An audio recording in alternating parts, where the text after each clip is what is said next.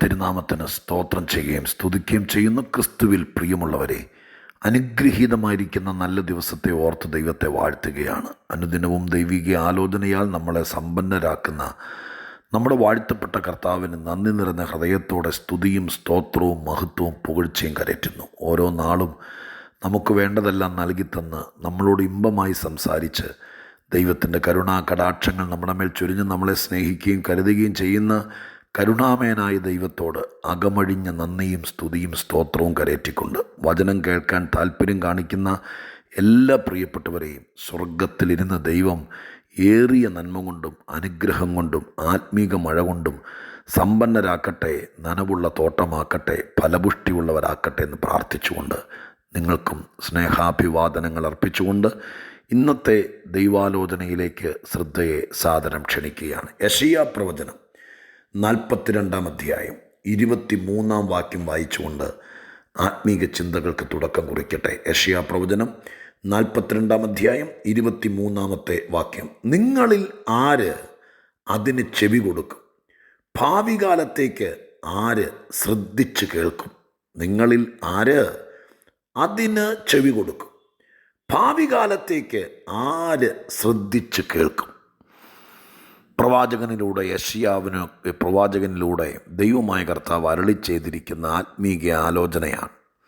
ദൈവം ചോദിക്കുകയാണ്, ആരെങ്കിലും ദൈവം വിളിക്കുകയാണ്. നിങ്ങളിൽ ആര്? ഒരു സമൂഹത്തോട് ചോദിക്കുന്നു, നിങ്ങളിൽ ആര്? നിങ്ങളുടെ കുടുംബത്തിൽ 5 പേരോ 4 പേരോ ഉണ്ടെങ്കിൽ ആ കുടുംബത്തിലുള്ളവരോട് ചോദിക്കുന്നു, നിങ്ങളിൽ ആര്? എന്താ?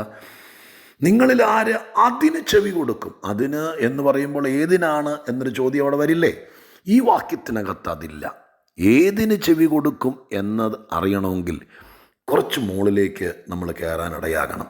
21 വാക്യം ഇങ്ങനെയാണ്: യഹോവ തൻ്റെ നീതി നിമിത്തം ഉപദേശത്തെ ശ്രേഷ്ഠമാക്കി മഹത്വീകരിപ്പാൻ പ്രസാദിച്ചിരിക്കുന്നു.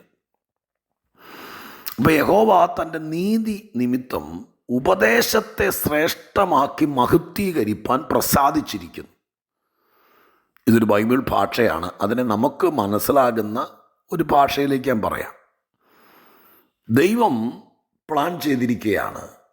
ദൈവത്തിൻ്റെ നീതി നിമിത്തം, ദൈവം നീതിമാനാണല്ലോ. അപ്പോൾ ദൈവത്തിൻ്റെ നീതി നിമിത്തം ദൈവം എന്നോടും നിങ്ങളോടും ചെയ്യാൻ ആഗ്രഹിക്കുകയാണ്.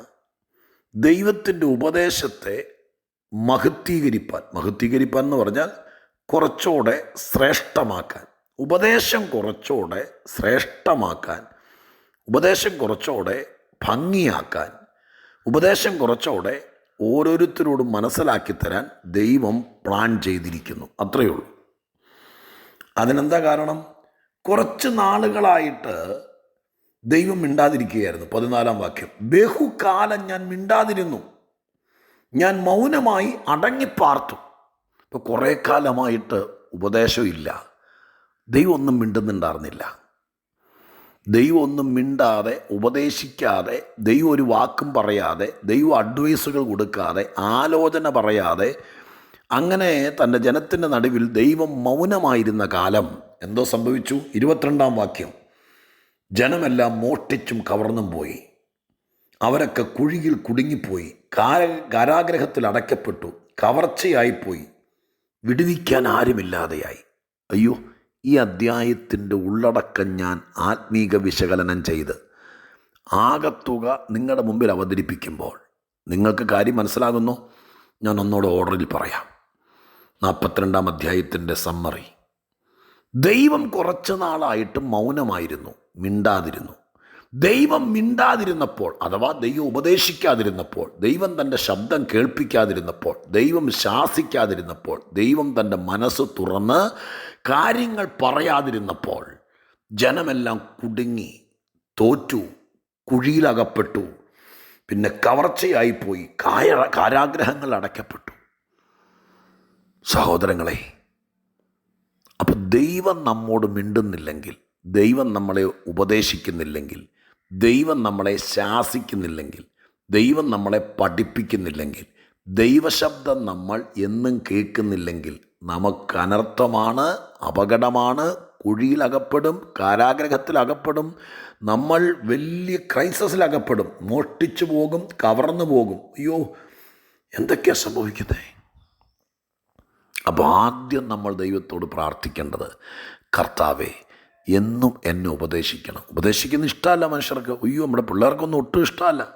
എന്നോടാരും പറയണ്ട, ഇതും കൊണ്ട് ഇങ്ങോട്ട് വരണ്ട എന്നൊക്കെയാണ് ആൾക്കാർ പറയുന്നത്. എൻ്റെ പൊന്ന് ചേട്ടാ, ചേച്ചി, സഹോദരങ്ങളെ, പ്രിയപ്പെട്ടവരെ, ഞാൻ പറയട്ടെ, എല്ലാ ദിവസവും ദൈവം നമ്മളെ ഉപദേശിക്കട്ടെ. ദൈവത്തിൻ്റെ ഉപദേശം കേൾക്കട്ടെ. ദൈവം ഉപദേശിച്ചാൽ നമ്മൾ കുടുങ്ങിയേല, തകരിയേല, പൊളിയേല. ഒരു കുറ്റസമ്മതം ഇന്ന് നടത്താമോ? എൻ്റെ ദൈവമേ, ഞാനിപ്പോൾ അകപ്പെട്ടിരിക്കുന്ന, ഞാൻ കുടുങ്ങിപ്പോയ, ഞാൻ കുഴിയിലകപ്പെട്ടതുപോലെ തിരിച്ച് കയറാൻ പറ്റാതെ പോയത് ഒന്നുകിൽ എൻ്റെ ദൈവത്തിൻ്റെ ഉപദേശം എനിക്ക് കിട്ടിയില്ല, അല്ലെങ്കിൽ ഉപദേശിച്ചിട്ടും ഞാൻ അനുസരിച്ചില്ല.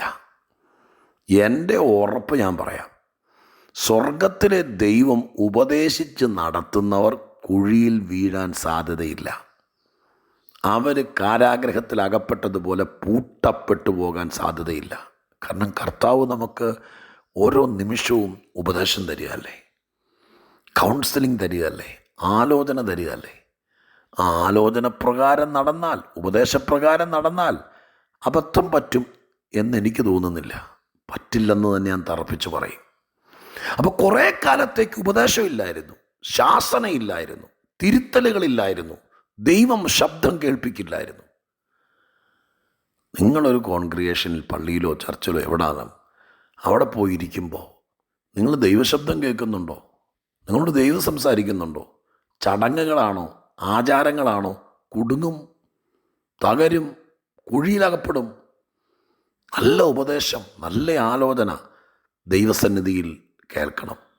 അത് നമ്മുടെ കാര്യം നടക്കുമെന്നറിയാൻ വേണ്ടി ഈ ആലോചന എന്ന് പറയുന്നത്, നമ്മൾ ഏതെങ്കിലും ഒരാളോട് എന്ന് ചോദിച്ചിട്ട് ഇതിനെക്കുറിച്ച് ആലോചനയുണ്ടോ, നമ്മുടെ കാര്യം നടത്താൻ വേണ്ടി ചില കാര്യങ്ങൾ നടത്തുന്നതല്ല. നമ്മളെ ശാസിച്ച് ഗുണീകരിച്ച് നന്മയിലേക്ക് നടത്താൻ വേണ്ടിയിട്ടുള്ള ഉപദേശ സംഹിതകൾ നമുക്ക് കിട്ടണം. കുറച്ച് നാളായിട്ട് അതില്ലായിരുന്നു. ഇപ്പം ദൈവം തീരുമാനിക്കുകയാണ്, ഞാൻ ഉപദേശത്തെ ശ്രേഷ്ഠമാക്കാൻ തീരുമാനിക്കുന്നു, മഹത്വീകരിക്കാൻ തീരുമാനിക്കുന്നു. എന്ന് പറഞ്ഞാൽ നല്ല ഉപദേശം നിനക്ക് തരാൻ തീരുമാനിക്കുകയാണ്, നീ രക്ഷപ്പെടാൻ വേണ്ടി. ദൈവത്തിൻ്റെ നീതി നിമിത്തം എന്ന് എഴുതിയിരിക്കുന്നത്. അതിനർത്ഥം എന്താ? ഞാൻ നിന്നെ ഉപദേശിച്ചു, അത് ദൈവത്തിൻ്റെ നീതിയാണ്. ഒരു അപകടം കണ്ടിട്ട്, ഞാൻ പാസ്റ്ററാണ്, നിങ്ങൾക്കൊരു അപകടം വരുമെന്ന് കണ്ടിട്ട് ഞാൻ ആ കാര്യം നിങ്ങളോട് പറയാതിരിക്കുന്നത് നീതിയാണോ? അത് നീതികേടല്ലേ? നാളെ നിങ്ങൾക്കൊരു പ്രശ്നം ഉണ്ടാകും, ആ പ്രശ്നത്തിൽ നിങ്ങളുടെ കുഞ്ഞകപ്പെടുമെന്ന് ഞാൻ അറിഞ്ഞിരുന്നിട്ടും ജീവന് തുല്യം സ്നേഹിക്കുന്ന നിങ്ങളോട് നിങ്ങളുടെ മകൾക്ക് വരാൻ പോകുന്ന വലിയൊരു സംഭവം അറിഞ്ഞിട്ട് മിണ്ടാതിരുന്നത് അനീതിയല്ലേ? എല്ലാം സംഭവിച്ചിട്ട് നമ്മൾ വന്ന് പറയുക, ഞാനിത് 6 മാസം മുമ്പ് അറിഞ്ഞിരുന്നു, പറഞ്ഞില്ലെന്നുള്ളൂ. കള്ളൻ. അങ്ങനെ പറഞ്ഞ് വിഷമിക്കരുത്. സ്വന്തം കൂടപ്പുറപ്പിന്, സ്വന്തം കൂട്ടസഹോദരന് ഒരു നാണക്കേടോ അപമാനമോ വരുന്ന കാര്യം ആരെയോ പേടിച്ചിട്ട് മിണ്ടാതിരുന്നത് നീതികേടാണ്. ദൈവം പറയുന്നു, ഞാൻ നീതിമാനാകയാൽ ഞാനൊരു കാര്യം ചെയ്യാൻ പോവുക. ഞാൻ നിങ്ങളെ ഉപദേശിക്കാൻ പോവുക. ഞാനൊരു ഉപദേശം കട്ടിയാക്കാൻ പോവുക, ശ്രേഷ്ഠമാക്കാൻ പോവുക, മഹത്വമാക്കാൻ പോവുക. എന്നിട്ടാ ചോദ്യം, നിങ്ങളിൽ ആർ അതിന് ചെവി കൊടുക്കും? ഏതിന്? സ്വർഗം പറയാൻ പോകുന്ന നല്ല ഉപദേശത്തിന് ആര് ചെവി കൊടുക്കും? ഭാവി കാലത്തേക്ക് ആര് അത് ശ്രദ്ധിച്ച് കേൾക്കും? എൻ്റെ പ്രിയപ്പെട്ടവരെ, ഈ ദിവസം ഞാൻ നിങ്ങളോട് സത്യമായി ദൈവത്തിൻ്റെ ആത്മാവിൻ്റെ പ്രകാശനം പങ്കുവയ്ക്കാം. ഈ കൊല്ലം കർത്താവ് പ്ലാൻ ചെയ്യുക നിന്നെ അധികം ഉപദേശിക്കാൻ. അയ്യോ, അങ്ങനെയാണെങ്കിൽ നീ ആ സഭയിലേക്ക് പോകുന്നില്ല, നീ ആ മനുഷ്യൻ്റെ പ്രസംഗം കേൾക്കുന്നില്ല എന്ന് പറയരുത്. ആര് പറഞ്ഞാലും ഈ 10 മിനിറ്റിൻ്റെ സന്ദേശം ഈ കൊല്ലം മുന്നോട്ട് കേൾക്കുമ്പോൾ അതിലൂടെ കർത്താവ് നിന്നെ ഉപദേശിക്കട്ടെ. നമുക്കിഷ്ടമുള്ള, നമുക്ക് സന്തോഷിപ്പിക്കുന്ന കുറേ കാര്യമല്ല, ദൈവം നിന്നെ ഉപദേശിക്കട്ടെ. നിങ്ങളെല്ലാവരും പ്രാർത്ഥിക്കണം. കർത്താവ് നമ്മെ ഉപദേശിക്കാൻ പോകുന്നു. ദൈവം മിണ്ടാതിരുന്ന, ഉപദേശിക്കാതിരുന്ന കാലം നമ്മൾ ഭയങ്കരമായിട്ട് പരാജയപ്പെട്ടു, തോറ്റുപോയി. കുഞ്ഞുങ്ങൾ പരീക്ഷയിൽ ഡൗണാകുന്നത് പോലെ ഡൗണായി. പക്ഷെ ദൈവം പറയുന്നു, ഇല്ല, ഇനി ഞാൻ മൗനമായിരിക്കില്ല. ഞാൻ ഉപദേശം ശ്രേഷ്ഠമായി അവരുടെ മുമ്പിൽ പറയാൻ പോവാണ്. അതിന് ആര് ശ്രദ്ധ വെച്ച് കേൾക്കും? ഭാവി കാലത്തേക്ക് ആരതിന് ചെവി കൊടുക്കും? ദൈവം ഇന്ന് ഉപദേശിച്ചാൽ അതിനൊരു ഭാവിയുണ്ട്. ഉപദേശം കേൾക്കുന്നവനൊരു ഭാവിയുണ്ട്. ദൈവത്തിൻ്റെ ഉപദേശം കേൾക്കണം, സത്യവചനം കേൾക്കണം. അത് കാത് തിരിച്ചു കളയരുത്. അതിന് മാത്രമേ ഭാവിയുള്ളൂ. ഇപ്പം നമ്മളെ ഇക്കിളിപ്പെടുത്തുന്ന, സന്തോഷിപ്പിക്കുന്ന 4 കാര്യം പറയുന്നതിനകത്തൊന്നും ലോങ് ലൈഫില്ല. ദൈവം തന്നെ ശാസിച്ചാൽ, ഉപദേശിച്ചാൽ അതിനൊരു ഭാവിയുണ്ട്. ആ ഭാവി കാലത്തേക്ക് ദൈവത്തിൻ്റെ വചനവും ഉപദേശവും കൈക്കൊള്ളണം, സ്വീകരിക്കണം, കേൾക്കണം. അതിന് ആര് ശ്രദ്ധ വയ്ക്കും? ഭാവി കാലത്തേക്ക് ദൈവത്തെ ശ്രദ്ധിക്കുക, ഉപദേശം ശ്രദ്ധിക്കുക, പറയുന്നതനുസരിക്കുക.